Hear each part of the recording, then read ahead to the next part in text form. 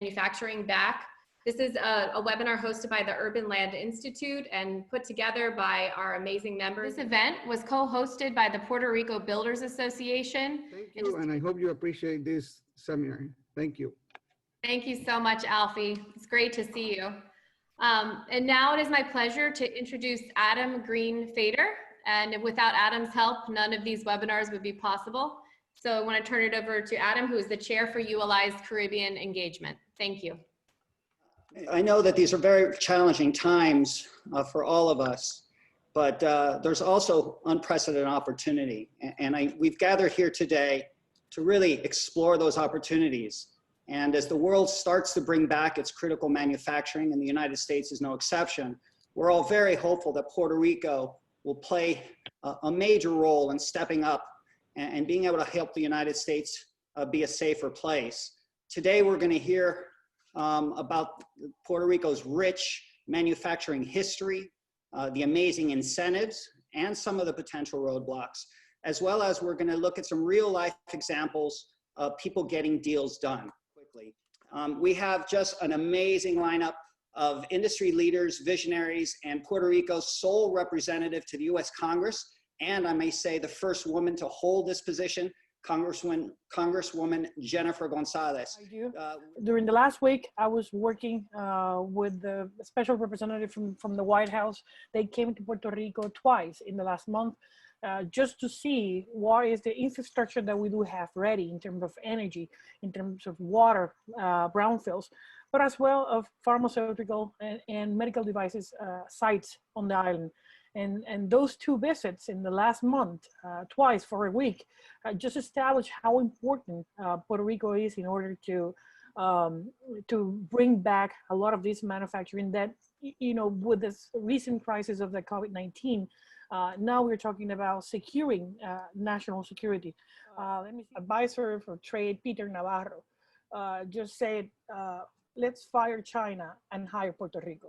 And I think that embodies what we're talking about, using Puerto Rico as a local and domestic partnership to manufacturing all these drugs and of course, providing national security. Bravo, it's always amazing and wonderful to hear someone saying with a Swiss-German background that efficiency was what drove them to Puerto Rico. Totally outstanding, and I think for everyone to appreciate. In Toronto, so we looked in Canada, we looked at the mainland US, and by some recommendation of a friend of mine, I also looked at Puerto Rico because I quickly learned that what you've just heard in the last 20 minutes, that it's actually a global hub for pharmaceutical manufacturing. And we need also manageability of the relationship. Maybe that's another very strong point I would like to make here, because a company of our size, we have to have workable relationships with people who have the same spirit, who are entrepreneurial, who can roll up their sleeves, who don't work by whatever, 9 to 5, put in hours as a weekend if necessary, just to deliver the quality that everybody needs. And we found that over there. And only later on, in Puerto Rico, only later on, I learned about all these nice tax incentives and fiscal, other opportunities. And, obviously it's also attractive because we are on US territory, even though there was a question earlier whether Puerto Rico belongs to the US, between the US mentality and maybe South American mentality. And I think it's a good preparation for us also to enter these markets down the road. We have to build on. Puerto Rico is the 5th largest manufacturer by volume of pharmaceutical and life science products in the world. So that's a little known fact that anybody knows. So when a lot of people, and then the conversation is Puerto Rico part of the US? Absolutely. And we talk about stateside and we talk about territory and things like that, but it is fully integrated jurisdictionally, monetized way. The risks of doing business here are substantially less than looking at a foreign country.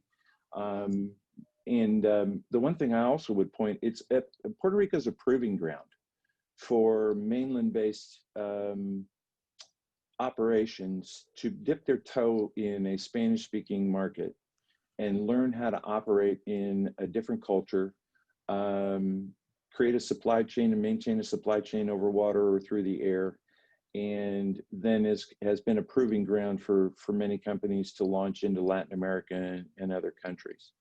So I mean, I you know, having worked all over the mainland U.S. in the commercial real estate industry, I've never experienced such a dynamic market with so many things going on. Sure. Thank you, Adam. Indeed, as my other participants have mentioned, historically, Puerto Rico has had a very strong presence globally in terms of biopharma and medical device production. Actually, to give you an idea, last year, biopharma products manufactured in Puerto Rico that were exported from the island totaled $40 billion. And in terms of medical devices and equipment, it was about $3 billion. So again, there is still a very strong presence on the island. And I must say that in Washington, there is a bipartisan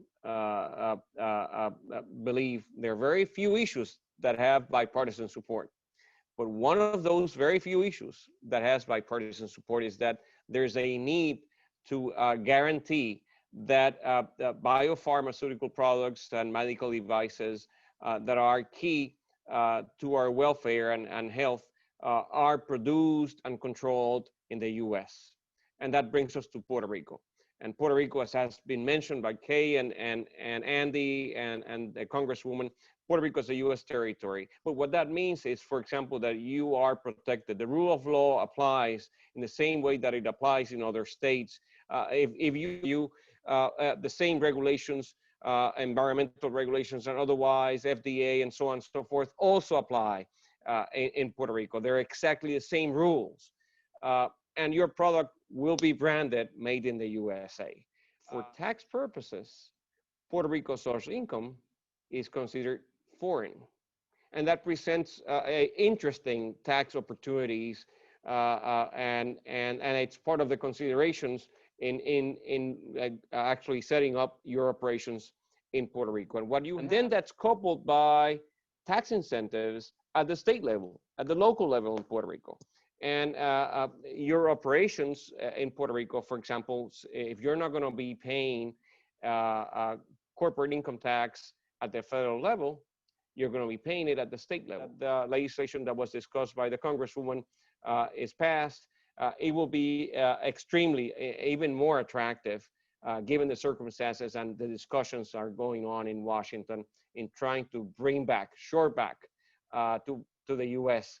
The manufacturing of both biopharmaceutical products as well as medical devices. A little bit about what you're working on and why is Puerto Rico the ideal location for you? We have a lot of capital and industries that are trying to get out of the Far East right now because of the challenges around Hong Kong and other places in that part of the world. And as we used to say in aviation, I'd rather be lucky than good. Puerto Rico is just the perfect opportunity for all the reasons that have been discussed to reshore this. We started this project never thinking that we would have the COVID economy, that we would have a meltdown in Hong Kong, that we'd have economic and national security be at the forefront of both parties, and like all the speakers have mentioned, a bipartisan approach. What is the impact? We've done bottom line. In a declining revenue market, in a declining revenue scenario, you still get 116% improvement in your bottom line, which is astounding. And you say, how can that happen, Noel? It's because of everything that the speakers have mentioned beforehand. It's a combination of the federal incentives, of the positioning of Puerto Rico with the tax incentives, of the availability of extremely high quality bilingual US labor that is, quite frankly, overrepresented in higher education institutions in the United States for very good reason.